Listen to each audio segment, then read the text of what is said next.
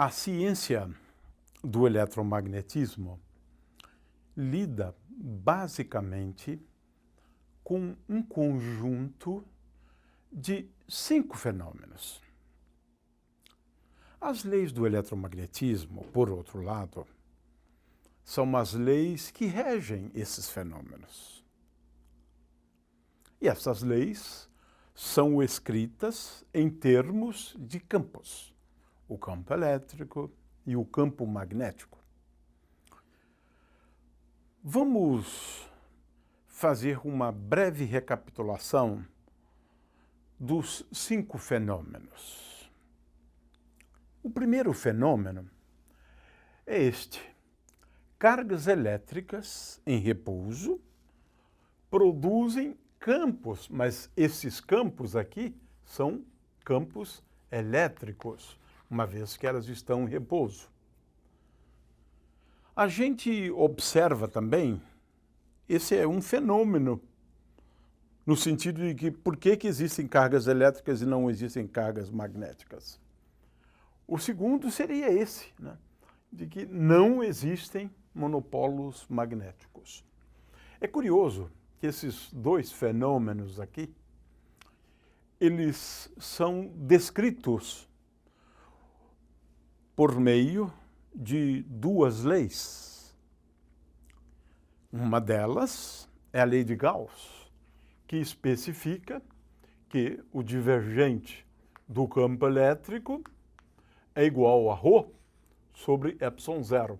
ρ é a densidade de cargas. Uma densidade de cargas produz cargas, portanto, produzem um campo elétrico.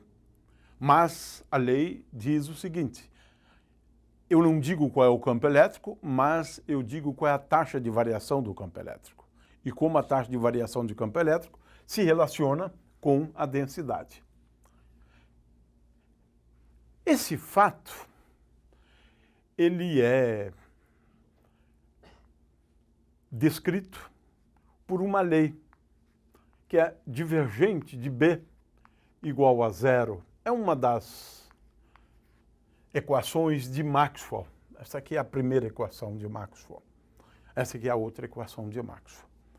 Veja que o que nós estamos fazendo é uma descrição dos fenômenos, utilizando um formalismo matemático. Mas o fenômeno é esse. Não existem monopolos magnéticos e cargas, quando em repouso, produzem apenas campos elétricos. 2 fenômenos, poderíamos dizer, porque a ausência de alguma coisa pode ser interpretada também como um fenômeno. No entanto, temos agora aqui que levar em conta 2 outros fenômenos. E esses fenômenos, é claro que a gente pode escrever as equações de Maxwell, não, para entender um dos fenômenos, na verdade. Esses fenômenos, eles podem ser descritos e entendidos bem melhor utilizando a teoria da relatividade de Einstein.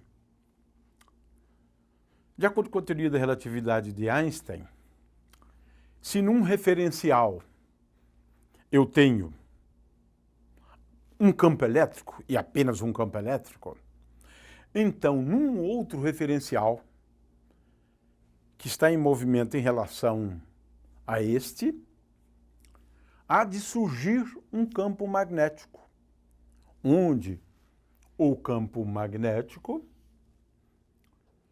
se escreve da seguinte forma: B é igual a V, a velocidade, sobre C ao quadrado, vetor campo elétrico. Ou seja, se num referencial eu tenho um campo elétrico, no outro referencial eu tenho um campo magnético.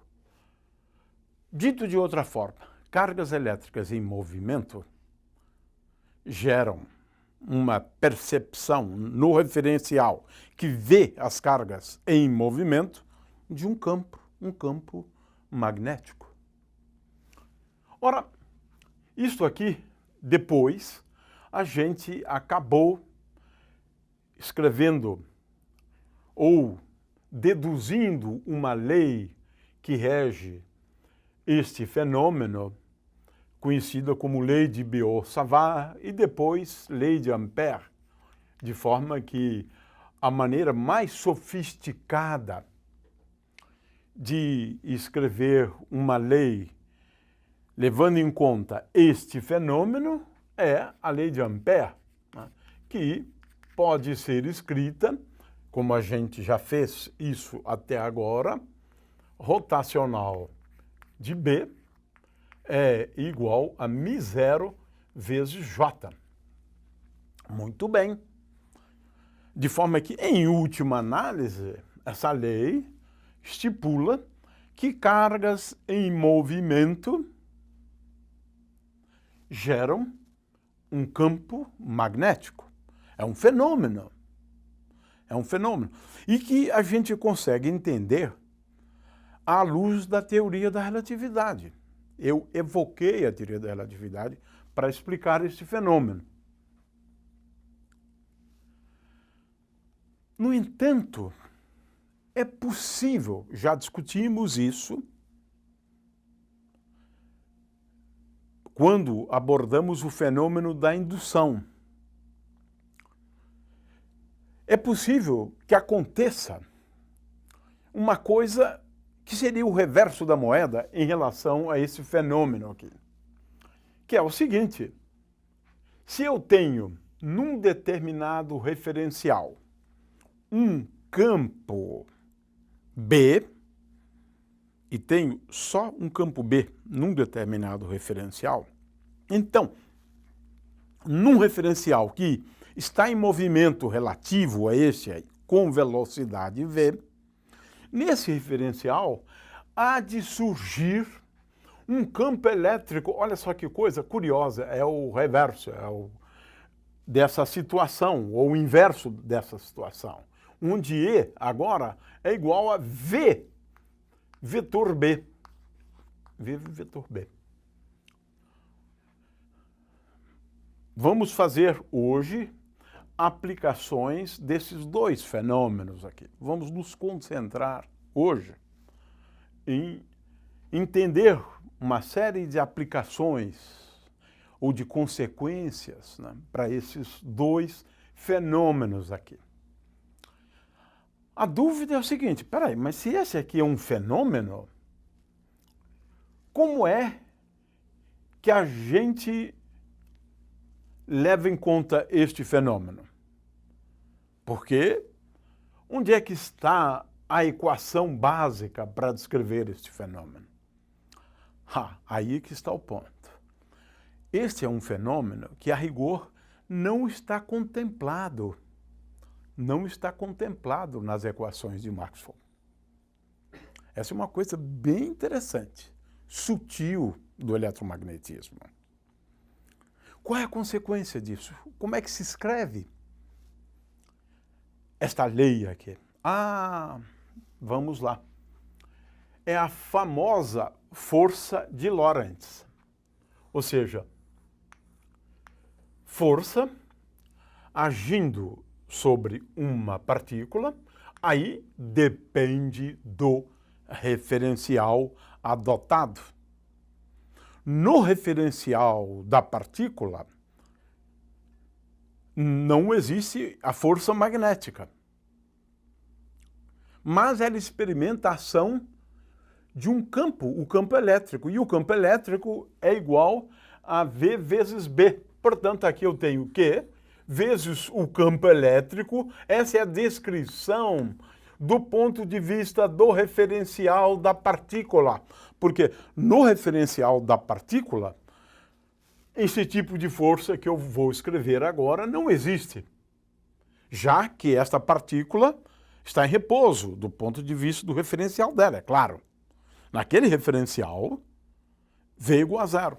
No entanto, ela percebe um campo elétrico, que é esse campo aqui, V vetor B. Portanto, esta partícula acaba experimentando uma força que é igual a Q vezes Z, Q vezes V vetor B. Temos, portanto, aqui uma consequência que não está colocada nas equações de Maxwell. Ela é colocada à parte, de forma que a consequência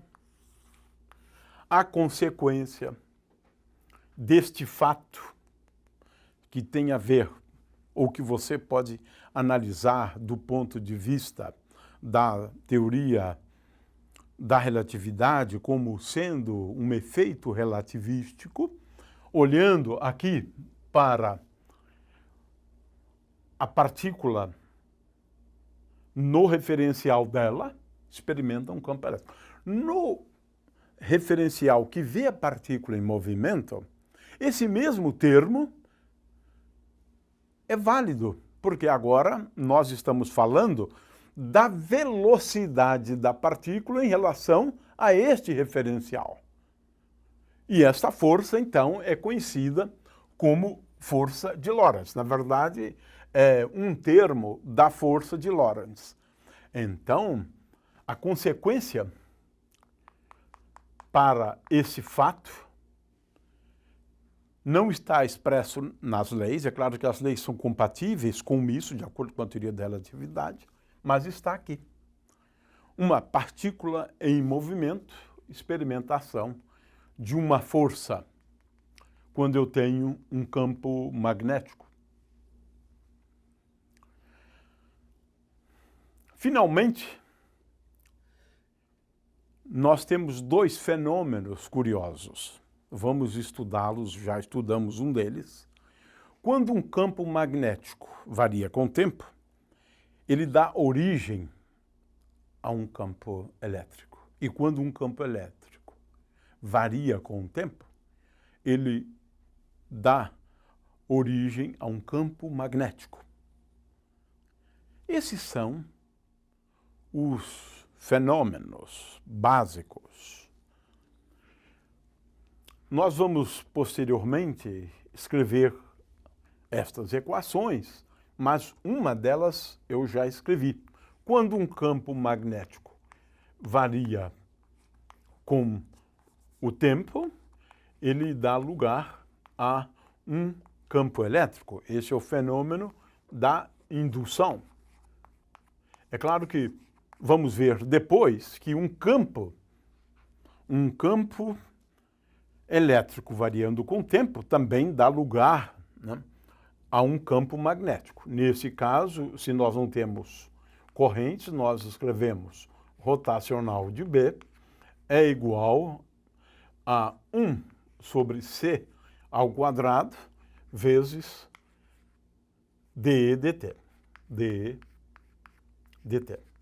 Vamos entender este fenômeno depois, mas o fato é que, vejam, estas equações aqui, equações de Maxwell, aqui eu não coloquei mais o J, né, porque eu estou preocupado apenas com a questão da dependência dos campos com o tempo. Eu deveria ter colocado aqui μ0J, mas eu não estou considerando isso, porque eu estou pensando sempre em campos variando com o tempo.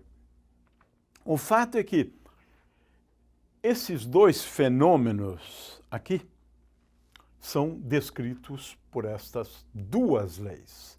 Estes dois fenômenos são descritos por estas duas leis. Esse terceiro fenômeno, ele é descrito pela lei de Ampère, na qual nós colocamos aqui μ0J e apagamos este termo na lei de Ampère, como formulada por Ampère. De qualquer maneira, o que nós estamos reforçando aqui é o seguinte: temos 5 fenômenos, e esses fenômenos são descritos por meio das 4 equações de Maxwell, quando eu complementar com uma informação, e essa informação é a força que age sobre uma partícula, que é igual a Q vezes V vetor B, quando essa partícula tem a velocidade V e se movimenta numa região com campo magnético.